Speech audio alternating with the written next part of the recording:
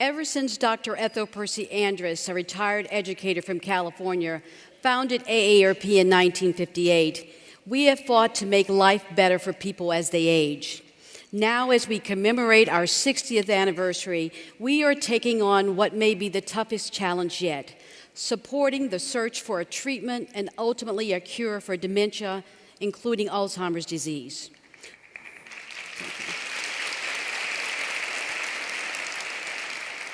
So why is this such a big issue for all of us at AARP and for all of us as women? First, as our population ages and people live longer, the sheer number of people projected to suffer from Alzheimer's disease and other types of dementia will increase dramatically. And because women tend to live longer than men, we will be at greater risk. In fact, 2/3 of Americans with Alzheimer's are women. I'm also reminded that the physician, Dr. Alzheimer's, described in his article, which was published in 1909, was a 57-year-old woman. You see, Alzheimer's is not caused by age alone, but it becomes more likely with age.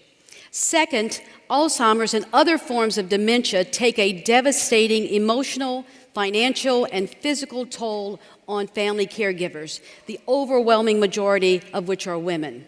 Aware of the broad and devastating impact of these illnesses, researchers have worked hard to find effective treatments, but dementia is a complicated illness. Hundreds of clinical trials have failed, and some advances, one thought to be promising, have turned up into dead ends, and several drug companies have stopped conducting research. Yet we are optimistic that this disease can be defeated. And that's why AARP's Brain Health Fund is investing $60 million in the Dementia Discovery Fund to find a solution.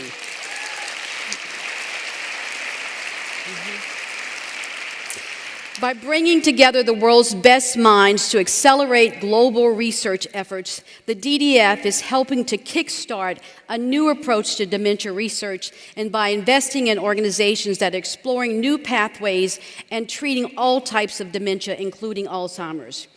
As you will learn from the conversations that follow, we all have a stake in this. Only 12 years from now, the first millennials will start turning 50, the Gen Xers will start turning 65, and the first boomers will be turning 85, the age at which dementia is most prevalent. And as you watch the video and you listen to the discussion, the message is clear. We can't afford to wait. Do you know who I am, though? Who? Kelly. Great. Yes, Mama. Yes, I am Kelly. Well, I love Kelly. And didn't I name you Kelly? Yes, you did. Thank you. Thanks.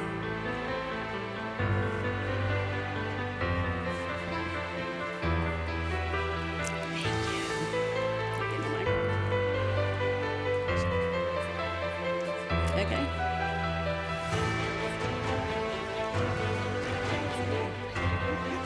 I felt a little strange. One more, thank you. After convincing my family, as you can tell, how wonderful I am and how infallible I am. They have to tell them, I might be making a few mistakes as we go along here.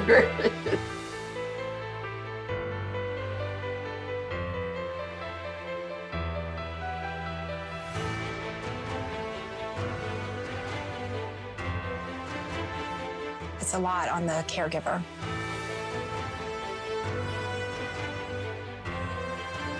Alzheimer's is my second mom.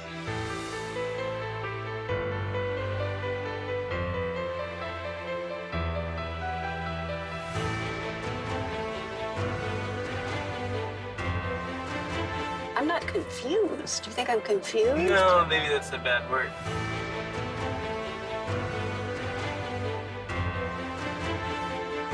I have hope that there's going to be a cure to stop Alzheimer's. Let's hope so. Let's hope so. Good morning. I'm Deborah Roberts, and I too am thrilled to have been here for 10 years with this conference, and I thank Tina Brown and her team for allowing me to be a part of this organization for all of this time.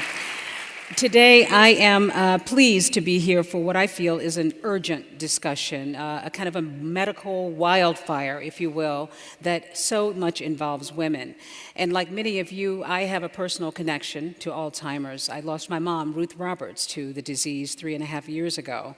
And I have a sister now who is being affected. So, like so many of you, I am anxious to know more. I think it behooves us all to try to gain more information. And today, that is our hope, to leave you with information that some of it may surprise and alarm you, but also to give you power and hope to understand what we're dealing with. So today, I am joined by two amazing people.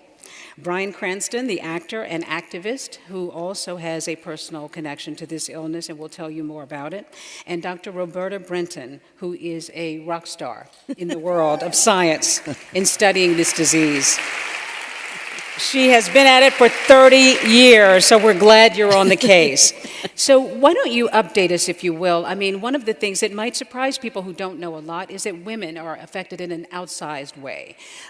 Is it hormones? I mean, is it a sexist disease? What is it that separates women and men? Why women more than men? So, as you said, Deborah, 66% of all people with Alzheimer's disease are women. And typically we think about that women live longer by, on average, 4.5 years, and that causes their increased risk for Alzheimer's disease. It turns out that our research has shown that it's not because women live longer. It's because they start the disease earlier. And the disease can begin actually in a midlife endocrine aging transition, the perimenopause to the menopause. And that transition state can, not always, but can unmask the disease process. And over the course of 10, 15, 20 years, that disease can develop and ultimately be diagnosed as Alzheimer's disease. Well, we think about women being affected, but of course it affects us all. It affects men as well. And Bryan, your mom, like my mom, your beautiful, spunky mom, succumbed also to this illness. And you found, did you remember the warning signs, the early warning signs? Because when I look back now, I did see them, but I didn't know it at the time. How about you? I did too, and I'm rather ashamed to admit that at the time you start to see a change in your loved one, in this case my mother, I was starting to get a little irritated that she would forget things, because I just assumed that she wasn't writing things down, that she was just being careless. And it wasn't until we were going to lunch one day and she went into her bedroom to dress, and she was taking a very long time, and I was knocking on the door. Mom, are you okay? What's going on? Are you, well, I'm trying to get this blouse on. And I said, well, do you need some help? And she said, yes. And so I came into the room, and she was trying to put on her pants through her arms, and she got caught in the back. And it was at that point I realized. And also it hit me of all the times before that I missed the signals, or that I put them away and said, it's just something, that quirkiness that she's doing. But it was at that point that I knew something was drastically wrong. And I remember, too, being upset that my mom was forgetting things, even forgot my birthday once, and I was so upset about it. And then later on, of course, you can start to put these things together. One of the things you point out as an activist is, we think about this as just sort of robbing us of people. And in a way it does. It's a very cruel disease. But you sort of forged a different kind of a relationship with your mom, kind of a new relationship with your mom. Well, you can either try to resist the new relationship that is coming and inevitable, or you can embrace it. And I chose to embrace it as a new experience, a new reality in my relationship. And my mother and I had a challenging childhood. Like a lot of us. Going through. And what was so interesting about what Alzheimer's did is that it took away all the anxiety, all the angst, any residual effects of resentment or anger or issues that we had. And kind of remarkably, it surprised me, from that point on, it was peaceful and loving and sweet and calm and embracing. And I wouldn't trade that part of the last few years of her life for anything. Sorry. Oh, you got a microphone right there. I'm not used next to you. microphones. I know. So. Not right here anyway. Yes. It's something we all have to sort of get used to. Well, you are, as I said, an activist, and really you've jumped in there in a lot of ways. You've got a PSA that some people have actually had an opportunity to see, and we want to play that, and let's take a look at the tape.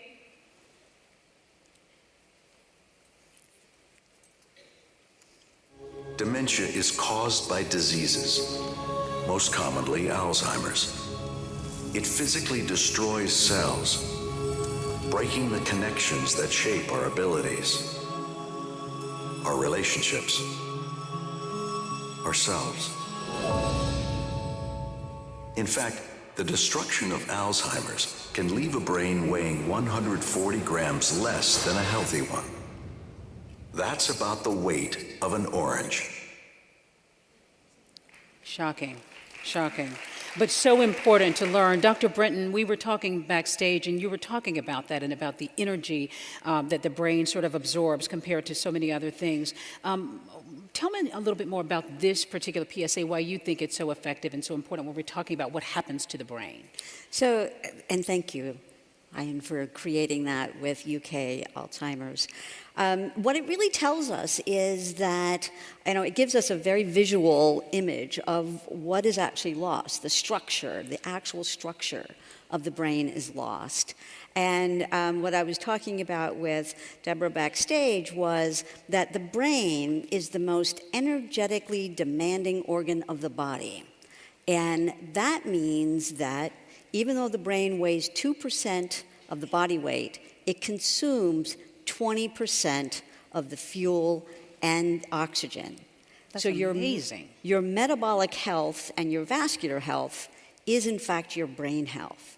So what does that mean for the brain? The brain is a one fuel organ. It is dependent on glucose, and it is using 20% of that glucose.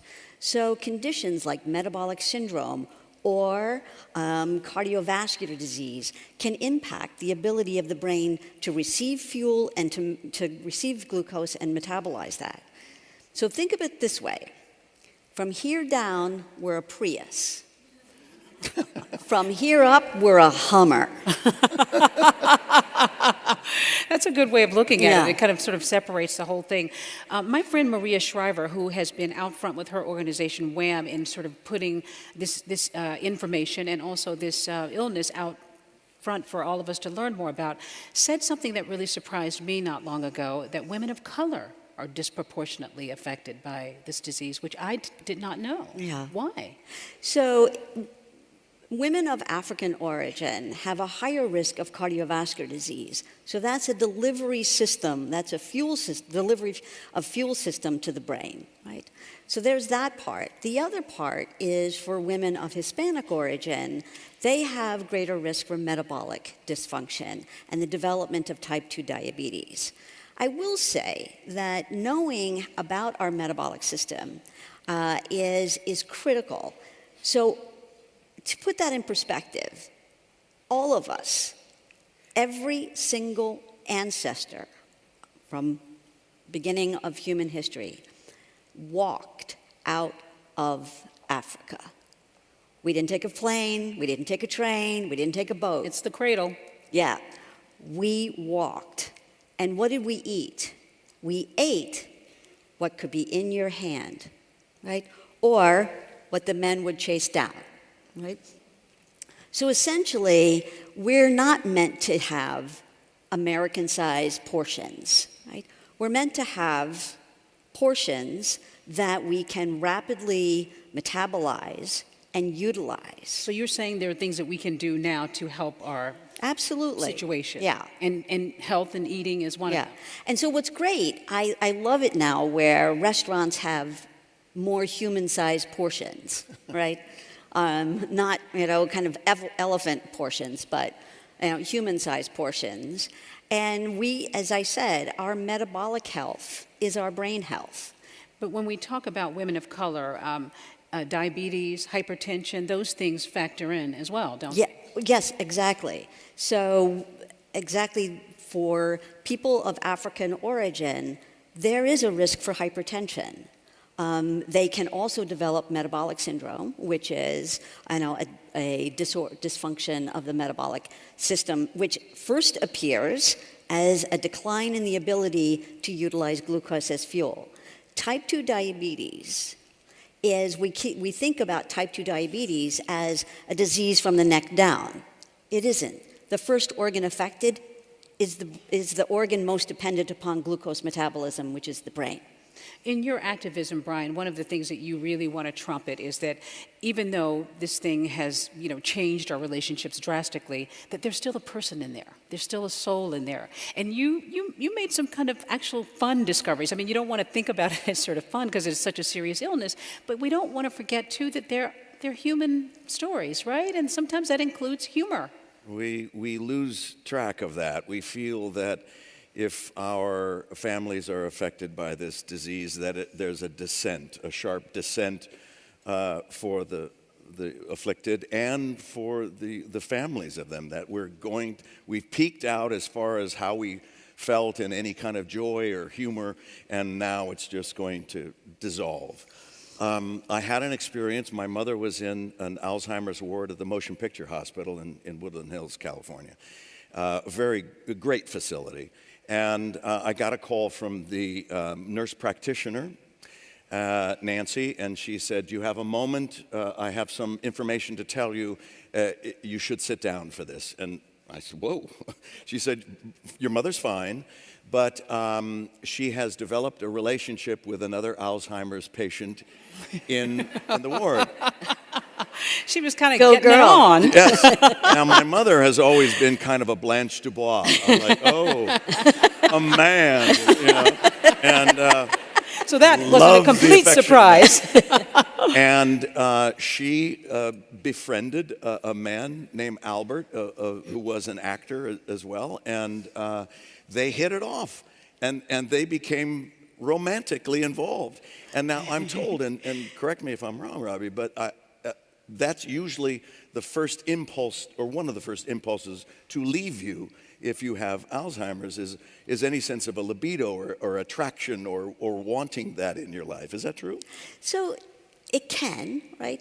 Part of what happens in Alzheimer's, and back to your kind of the loss of brain tissue, is that what's lost oftentimes is the cortical cells that are suppressing the emotional system. So our cerebral cortex brings us reason, and it brings us an opportunity to kind of think through our emotional responses.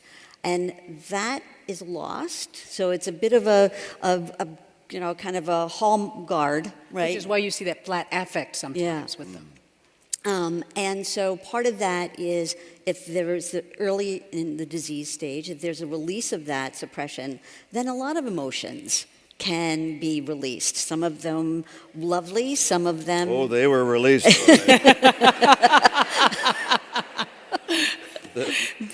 She said, Nancy said, this must be difficult for you. If you have any concerns, please let me know, because they have actually consummated their relationship.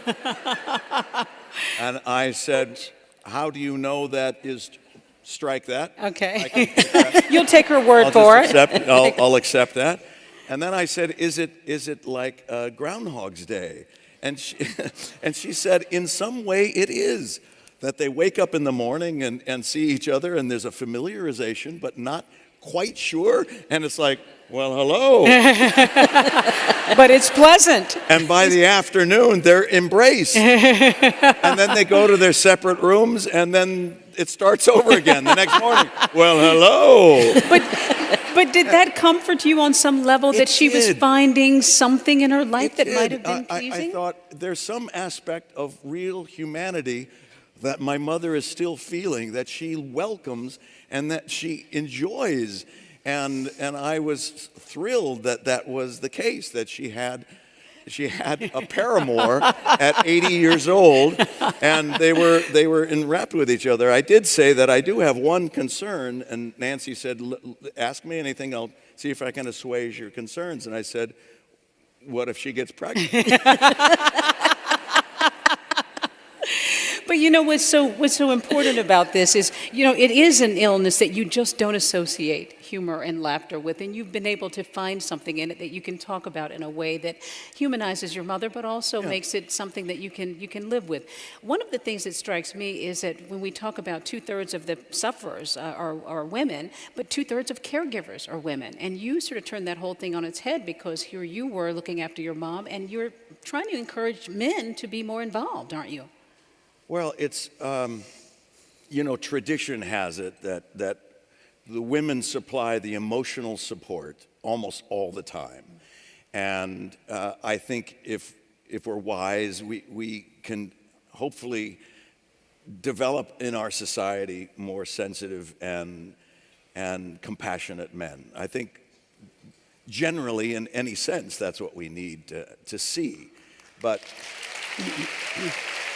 and I'll tell you, it starts with boys. It starts with treating boys in a way it's not macho, but allowing them to have their energies and to have their boyishness, but also to guide them into being able to really fulfill all of their beings and be able to live that way. And to be sensitive. Let's talk a little bit about genetics. As I said to you, my sister is showing some cognitive decline and starting to head in that direction. How worried should I be? How worried should people be when they've had a mother or a relative who has suffered? I mean, what do you know about the genetics at this point? So it's a great question. So genetically, both for women and for men, we have a genome that is exclusively from our mothers, and those are the genes in the mitochondria. And the mitochondria are the energy-producing cell, the energy-producing organelles of every cell, right?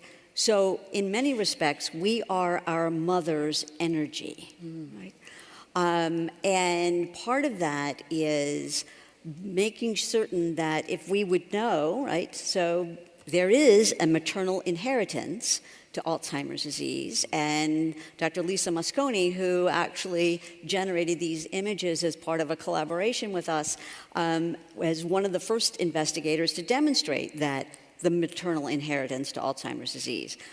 The other genetics is the risk factor for Alzheimer's disease, specifically the ApoE4 gene. And what I will tell you is that it is a risk factor. It is not an absolute factor. So you're not definitely going to get it if you carry that gene. That's correct. However, if you knew you had the risk factor, you could actually intervene with life choices to turn that risk around. Because there are many people with the ApoE4 gene who will not develop Alzheimer's disease. So part of our research is to really understand what is it about that gene that's putting the brain at risk for Alzheimer's disease, and now how can we turn that risk off? So what should we be doing? More sleep. I've heard sleep is a big one. But what things can we put into practice today, a lot of us, especially women, young women who think they maybe don't even have to worry? So it's a good question. So part of it is maintaining your metabolic health. Keep your glucose metabolism system functioning well. Right? That means avoid type 2 diabetes and metabolic syndrome at all costs. The second is to reduce inflammation. And for the younger women in the room, that inflammation actually starts before perimenopause, right? So keeping inflammation suppressed, right? Not suppressing the entire immune system, but think about some type of anti-inflammatory that might work for you. The other is not a molecular intervention, but to your point about stress, is a life intervention. I have to say, my sister, Eve Brinton, wrote a book, Instant Happiness. She's a twin sister. Yes, my twin, my identical twin. And her daughter is with her. And part of what is so critical is we think of happiness, as a luxury. And that happiness, in many respects, has no real value. All you have to do is to be unhappy or to be around an unhappy person, to know the value of happiness. And happiness lifts us. It lifts us, it frees us, it creates the world of possibility. And I've been so impressed by the women who are changing the world, who are the she warriors who are out there fighting for us. In fact, you said there was a woman who helped discover this one molecule you were talking about, right? Yes, and actually that was me. Oh, well, there you go. You didn't identify yourself when you said that. You said that was a woman who did it, and I didn't realize I was in her presence. What about estrogen? There is talk about estrogen, but there's also a big concern about estrogen. Yeah, so estrogen is the queen of Darwin. She has left nothing to chance. And estrogen promotes glucose metabolism in the body and in the brain. And the loss of estrogen can actually set up this situation where there's a decline in glucose metabolism in the brain and the loss of estrogen. So for some women, estrogen therapy is actually wise. And you'll know that if you're suffering hot flushes, insomnia, depression, and cognitive deficits. But at a certain time, you need to do it earlier, right? Yes, so during actually the perimenopause would be when your symptoms appear, that's telling you that the brain is changing. The molecule that I'm really excited about is, and estrogen I'm very excited about, spent a lot of time studying that. The molecule that I'm developing now as the first therapeutic to regenerate that degenerated brain that you talk about so I can't see a show of hands, but I still want to see them, sort of. How many of you have given birth? My twin sister gave birth to, yeah. You're a little confused, Bryan. So in the third trimester of pregnancy, you made the most of this molecule that's made in the human being. It's a molecule, allopregnenolone, or allo for short, ALLO. And we are now in clinical trials and have some promising outcomes to suggest that the Alzheimer's brain can actually regenerate itself. We have more work to do, but I'm telling you, hope. Women are on it. There is hope. There is hope. There is hope. We're running out of town. Just for a sense of context, is that within our lifetime?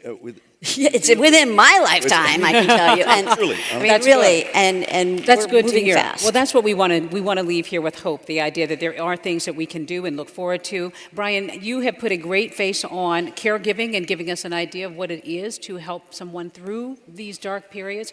And Dr. Brinton, we thank you so much for your research and all that you are doing here. Thank you. Yes. And we thank you, and we hope you feel a little more empowered as you leave here today. I want to warn you, we're going to take a break right after this, and we hope you'll be right back about 12:30, I think they tell us.